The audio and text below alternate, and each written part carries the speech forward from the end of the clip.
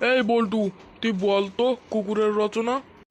Sir, কুকুরের রচনা শুনে আপনি তো পাগল হয়ে যাবেন।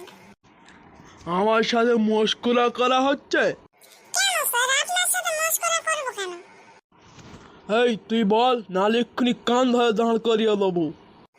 कुकुर कामड़ाते हैं, 14টা इंजेक्शन मारते हैं। कुकुर भात खाता है तो पापता है। कुकुर धान खेते जाता है, धान सब नष्ट करता है। कुकुर बछरे একবার বাচ্চা होता है।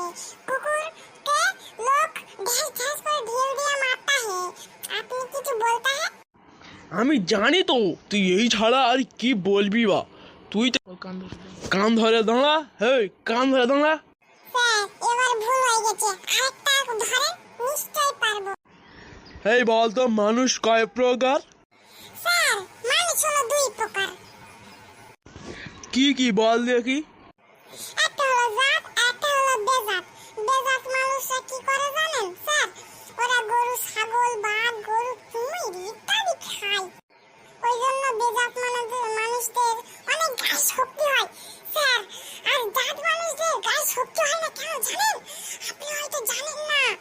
জাত মানুষদের ওরা ভালো জিনিস খায় তো, ওই জন্য ওরা ডিম, মাংস, পোলাও, ওয়াও কি সুন্দর। কি হারামজাদা, তুই এখান থেকে বেরো, ঝপ ঝপ।